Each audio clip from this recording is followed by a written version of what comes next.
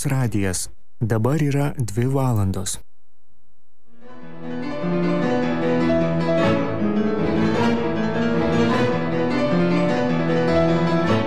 Laida Akademija.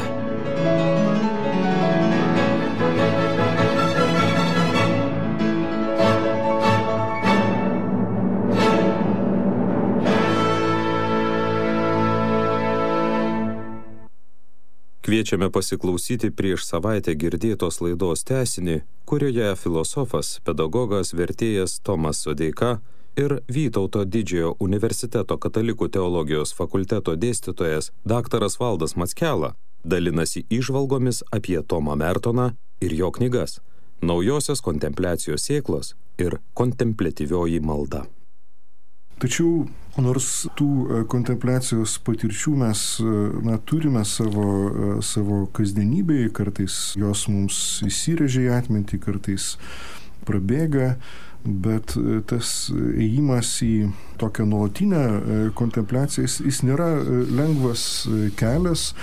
Ir kitoje knygoje Dykumos išmintis Tomas Mertonas pristato dykumos tėvų ištarmes apoftegmas ir įvade į dykumos tėvų ištarmes jis mini ir Abba Arsenijų ir tą raginimą gyventi gyvenimą tyloje, kur bėk, nutilk ir nurimk, fuge tace kviesce, ir kad tai yra tam tikras tosai praktinis kelias. Ogi kontempliatyvioje maldoje knygoje jisai sako, kad vienuoliška malda skleidžiasi dykumoje, kur žmogus neranda nusiraminimo, kur saugi didmiesčio rutina nieko negali padėti ir kur gryno tikėjimo maldą palaiko Dievas. Net jeigu vienuolis gyvena bendruomenės, yra įpareigotas pažinti savo vienišiaus dykumą. 29-ame kontempliatyviosios maldos puslapyje rašo Tomas Mertonas. Tai vis dėlto kontempliacija turbūt nuo to estetinio patyrimo skiriasi tuo, kad jeigu estetiniam patyrimui tai reikia daiktų gausos, įvykių kažkokios gausos, tai tas ėjimas į kontempliatyvumą yra iš tikrųjų vienišiaus kelias. Ir geriausiai tai parodo tas judėjimas, kuris prasidėjo 4-5 amžiuje Egipto dykumoje.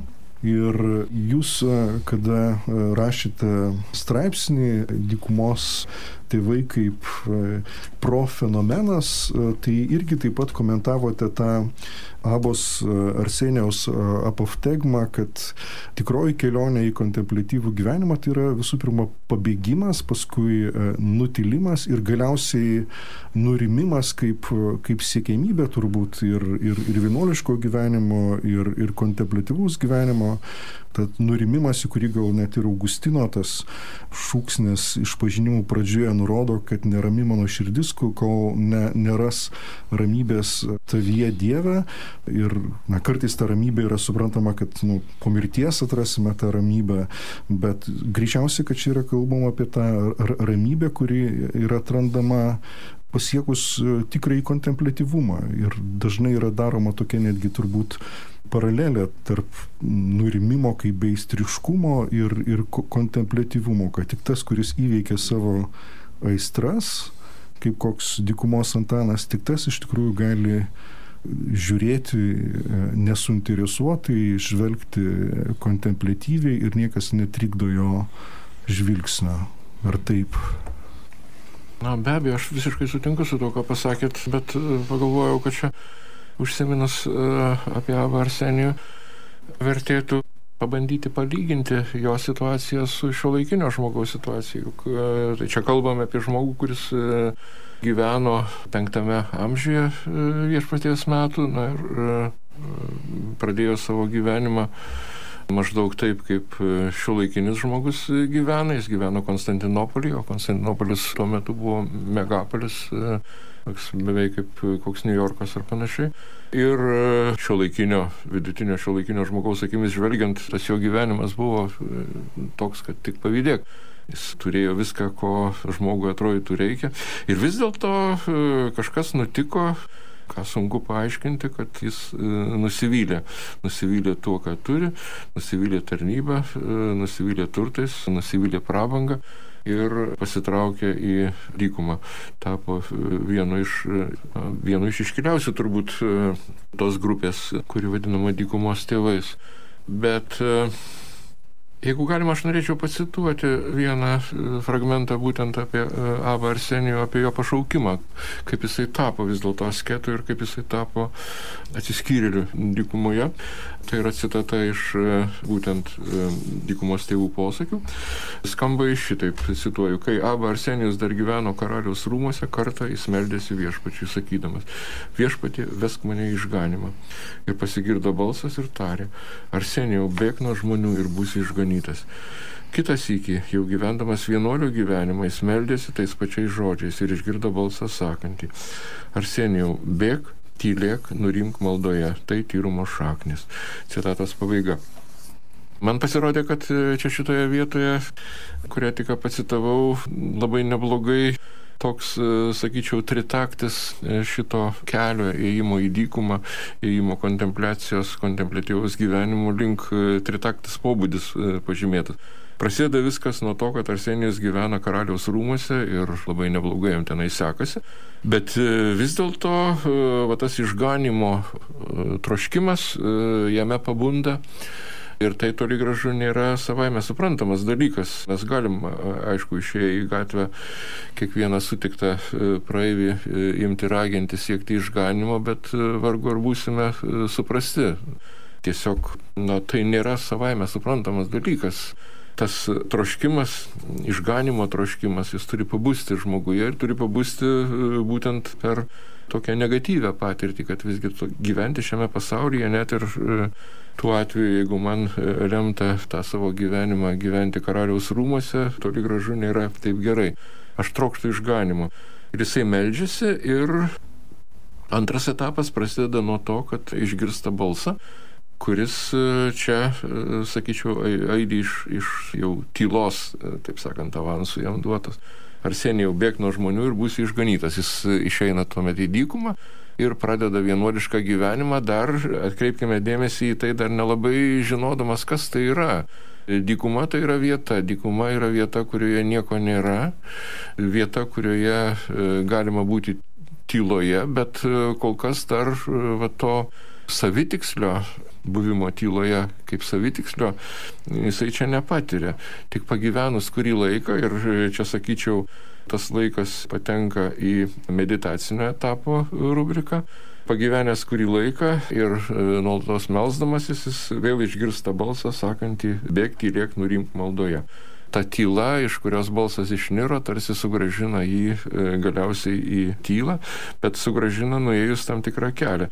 Žodžiu, čia kuo toliau, tuo sudėtingiau atrodo visas tas ėjimas. Mertono tekstus skaitant gali susidaryti įspūdis, kad tai yra lengva ir paprasta. Tiesiog nutilai ir jau gauni tai, ko siekiai. Anaiptol, tai yra sunkus kelias, kuris turi prasidėti nuo autentiško motyvo, taip kaip Abos Arsenijaus atveju, kai jis vis dėlto pajunta tą išganimo troškimą, kuris, dar kartą noriu pabrėžti, toli gražu nėra toks savaime suprantamas kiekvienam žmogui. Jis, tikėkime, kad jis kiekviename iš mūsų snaudžia kažkur giliai, bet tas snaudulys yra dar gilesnis. Turi pabusti visą tai ir pabusti, vargu ar mūsų pastangų dėka, tai yra malonė. Malonė suteikiama pirmiausia per tą negatyvę patirtį, kai žmogui leidžiama pajusti, kad čia toli gražu nėra viskas gerai. Antras etapas yra kelio ieškojimas, meditacija, bėgimas į dykumą. Ir tai yra sunkus išbandymas. Askezės pratybos, tai trunka ne dieną ir ne savaitę ir ne mėnesį ir ne metus, o pakankamai ilgą laiką.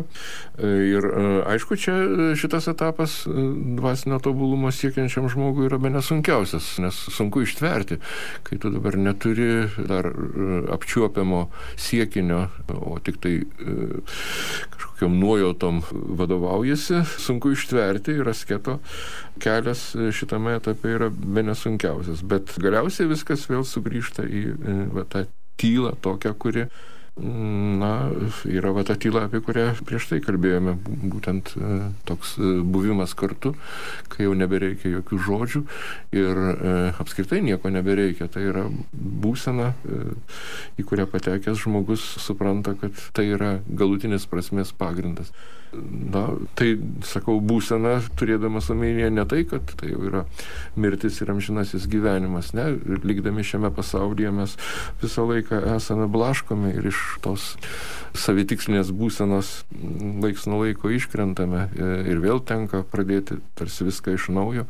Ir tai kartojasi, bet kitos išeities nėra. Ir Mertonas tą labai aiškiai suvokia, apeliuodamas į dykumos tėvų išmintį ir tą kelią, kurį pasirinko. Mes labai dažnai vienuolišką gyvenimą, kurį gyveno ir Tomas Mertonas, tapatinam su tam tikrais išoriniais dalykais. Žmonės vilkintis tam tikrais drabužiais, gyvenantis atitinkamu ritmu, tam tikroje vietoje, giedantis giesmes ir skaitantis knygas.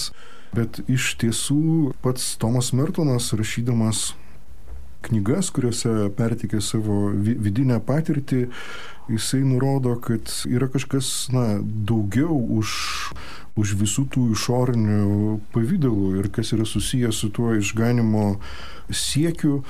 Vienoje vietoje, net keliose vietose, iš tiesų jisai nurodo į tą tikrąjį buvimą, sakydamas, kad daugelis poetų nėra poetai dėl tos pačios priežasties, kodėl daugelis vienuolių nėra šventieji, jiems nepavyksta būti savimi. Rašo naujose kontempliacijos sėklose 96 puslapyje. Ir toliau rašo, kad niekas tau netrukdo gyventi laimingai, tu pats nežinai, ko nori. Užuot pripažinęs apsimeti, kad kažkas neleidžia naudoti savo laisvę, kas jis, tu pats. 106 puslapyje. Tai nurodo į tą turbūt patį pagrindinį siekį, kurį minėjote, tai yra išganimo siekį. Kaip suprast, kad man reikia išganimo, gal tiesiog, kad būdamas kažkuo tai, atlikdamas tam tikras rolės visuomenėje, darydamas kažkokius darbus, aš vis dėlto giliai širdėje jaučiu, kad visame tame aš nesu savimi ir iš tiesų aš negyvenu, aš nesu laisvas. Nors kažkas viduje taip pat sako, kad aš galiu būti laisvas ir galiu būti laimingas. Ar čia yra ta nuoroda į tą priežastį, dėl ko į dykumą pasitraukė Abba Arsenijus, dėl ko į Getsemanės vienuolyną išėjo Tomas Mertonas ir daugelis kitų, kurie ieškojo to tikro buvimo, autentiško buvimo, tikros laisvės, tikrojo savęs. Būti savimi pačiu? Taip, čia netgi turbūt nuoroda į tokį dar ir filosofinį pažink save. Viena iš Delfų maksimų Gnoti Seuton, dar senovės filosofams žinomas dalykas, kad tai toks pirmasis siekinys, ar ne? Taip, sutinku, kad čia galima atpažinti šitą seną tradiciją dar iš Delfų šventyklos atkeliaujančią ir su filosofija gana dažnai asocijuojančią, bet nežinau, sutikit, Valdai, pasakymas būti savimi yra toks neaiškus ir toks mįslingas, kad čia gali jį skaitydamas ar girdėdamas galvoti, ką tik nori. Tam, kad galėtume suprasti, kas tai yra, visgi čia vėl, manau, reikalinga tam tikra patirtis, tam tikras nueitas kelio etapas, nes dabar, jeigu ateinu pas žmogų, kurį laikau išmintingu ir klausiu jo patarimo ir sakau, kad blogai man, nesu savimi, ir jis man sako, būk, tas jo atsakymas juk nėra jokia instrukcija, o kaip tą padaryti, tai yra klausimas. Ir kai tą klausimą keliame, tai iš pirmo žvilgsnio gali pasirodyti, kad štai yra dykumos tėvų patirtis, tas profenomenas, ar to paties Mertono pavyzdį galima imti ir sakyti, kad štai buvo žmonės, kurie taip pat susidūrė su šita bėda, savęs neturėjimo bėda, nebuvimo savimi ir atrado kelią, tai štai jeigu dabar ir aš padarysiu tą patį ir man bus gerai. taip labai jau suprimintyvintai, beveik suvulgarindamas, pabandžiau visą tai sudėlioti. Aišku, kad nieko panašaus iš to neišeis ir juk yra žinoma daugybė atvejų iš 5 amžiaus ar 4, kai prasidėjo tas ėjimas į dykumas, kuomet žmonės, kitaip nepasakysi, paveikti savotiškos mados, kad štai dabar daugybė žmonių eina ten į dykumas, jeigu šitaip jie daro, vadinasi, ten jiems gerai, arba net ir šitaip klausimo nekeldami, o darydami taip, kaip visi daro, jie irgi išeina ten ir gyvena ir žiūri, kad niekas nesikeičia. Tokie, kokie jie buvo Konstantinopolį, gyvendami karaliaus rūmuose ar kur nors panašioj komfortiškoj vietoj, lygiai tokie patys jie yra ir dykumoje. Ir tada, aišku, darosi, kad čia tos išorinės dvasinės praktikos formos, jos nėra niekas, tai nėra nereikšmingi dalykai, bet pačios savaime jos neišveda žmogaus į tas būsenas, kurios čia ir galėtų būti jau išgyvenamos kaip toks galutinis prasmės pagrindas, kaip šventybės apraiška ar išraiška. Čia trūksta kažko kito. Tada tenka grįžti atgal ir ieškoti to pradinio taško, nuo kurio čia viskas ir prasidėjo. Jeigu aš aptinku pradžioje savo nueito kelio, sugrįžęs po nesėkmės, aptinku vien tik tai tokį mados ar reklamos šauksmą, tai aišku, kad kaip tik šitoje vietoje ir buvo klaida padaryta, kad tas savęs pažinimas turėtų prasidėti būtent nuo čia ir nuo klausimo, o kogi man reikia, kodėl aš dabar renkuosi vienokį ar kitokį gyvenimo kelią. Tai Mertono atvejis šiuo atveju toks, sakyčiau, labai pamokantis, juk prisiminkim jo jaunystę, tokią pakankamai audringą ir nieko bendro su vienuolišku gyvenimu neturinčią. Jis nėra žmogus, kuris pasižiūrėjęs, kaip gražiai rengiasi ir kaip gražiai meldžiasi vienuoliai, irgi susižavėjęs šitom išoriniam formom, ar pagaliau tų pačių dykumos tėvų prisiskaitęs, irgi nusprendžia, kad ir aš būsiu toks. Anaip tol, čia tas vidinis impulsas pabunda jame taip jam pačiam ganėtinai netikėtai. Tiesiog jis gyvendamas tą savo jaunystės audringą gyvenimą ima jausti, kad tai nėra gerai. Ir nuo ko tai priklauso? Čia yra malonės dalykas, kitaip aš neįstengčiau šito paaiškinti. Dar daugiau norėčiau pabrėžti, kad toks technologizavimas savotiškas šitų dvasinių praktikų, jis ko gero yra kontraproduktyvus. Ir šiuo požiūriu Mertonas yra truputį pavojingas autorius, nes tas jo populiarumas, aišku, turi ir gerąją, bet turi ir blogąją pusę, kad prisiskaitę jo knygų, žmonės gali imti galvoti, kad štai jose yra aprašytos tos formos, kurias taikydami mes jau atrasime save, būsime savimi, gyvensime prasmingai, ar pagaliau būsime laimingi. Ir kai pabando ir pamato, kad nieko iš to neišeina.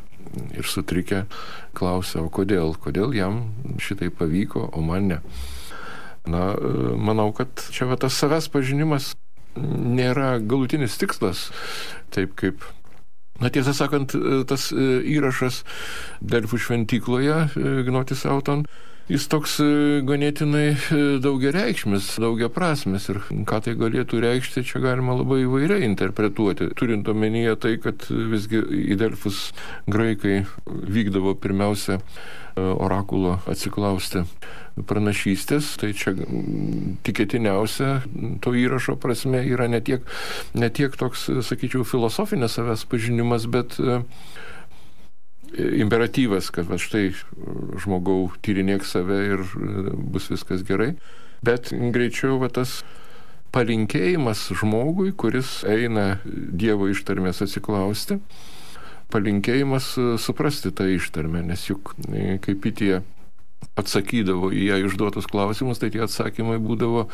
tokie daugiaprasmiai ir tokie neaiškus, kad ten gali kaip nori suprasti. Ir čia vėl mes atsiduriame tokiai neapibrieštoj situacijai, kuri atrodytų turėtų būti išspręsta mūsų problema, atsakymas gautas ir iš aukščiausios dieviškos instancijos.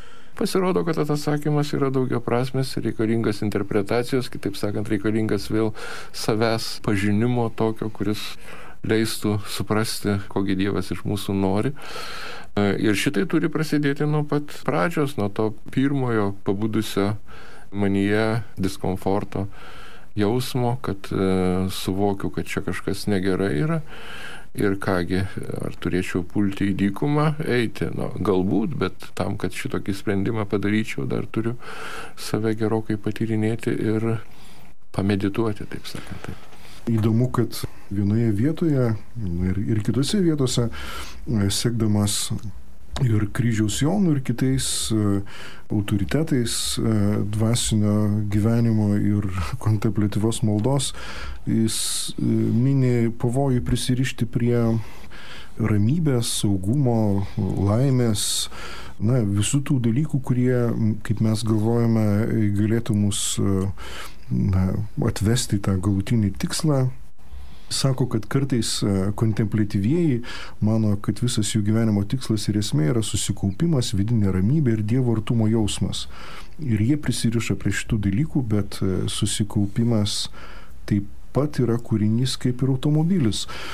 Ir šiuolaikiniam žmogui, kuris ypatingai vertina patirtis ir šiaip gyvenimiškas patirtis, bet taip pat ir dvasinės patirtis, truputėlį turėtų būti neramu išgirdus tokius žodžius, kad netgi pati labiausiai palaiminga būsena nėra siekinys, kad galima apsigauti labai gerų jausmų, nors tu ten išėjai, pavyzdžiui, kažkur tai ten į nuošalę vietą, gyveni, gerai jautiesi beveik šventas ir labai daug yra dykumos tėvų istorijų ir ištarmių, kurias ir Tomas Mertonas mini, kad tai yra paklydimas arba ten, kaip vadina, demonų kažkokia tai apgaulė, tokia apgaulinga nusiraminimo, ramybės būsena.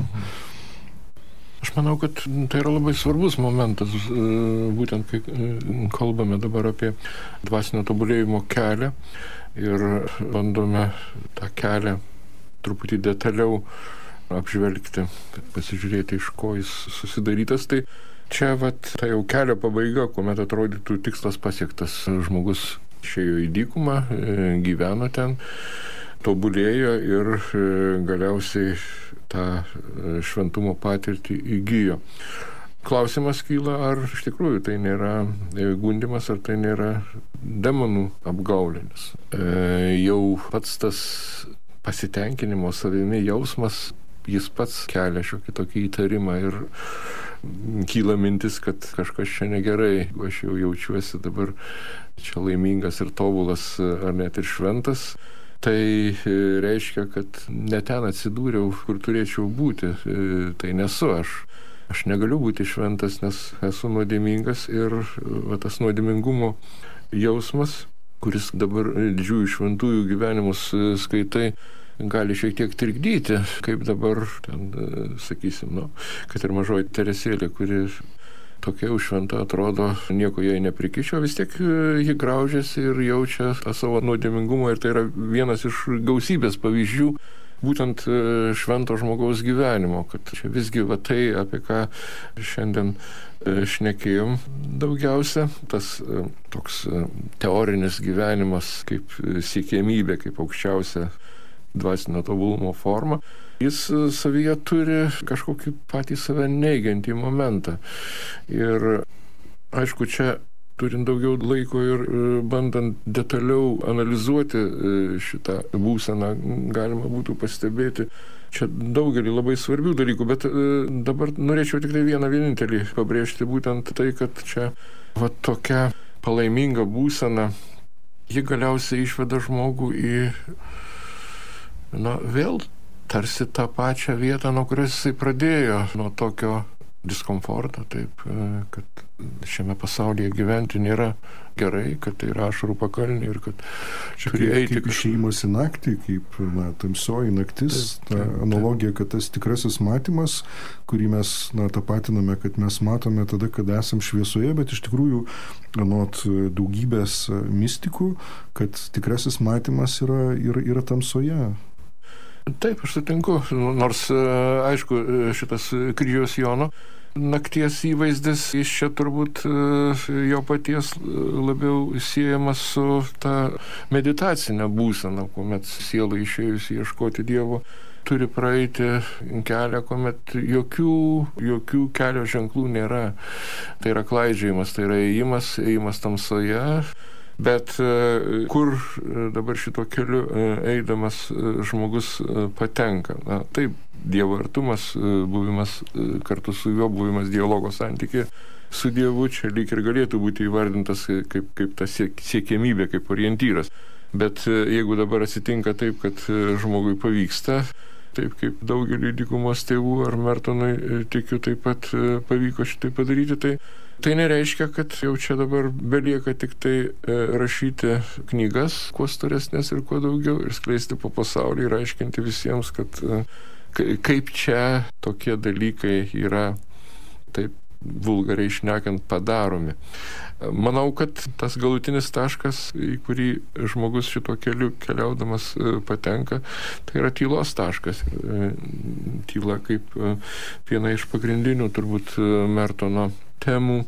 Čia pasirodo, tiek pradžioje, tiek ir pabaigoje šito kelio, kai dabar suvokęs, kad iš tikrųjų tu pats negali nieko padaryti savo jėgomis ir kad visos tos pastangos, kurias dėjai ir atrodo pasiekė iš šio to, vis dėlto yra, paprastai šnekant, ne tavo pastangos, tai yra malonės dalykas.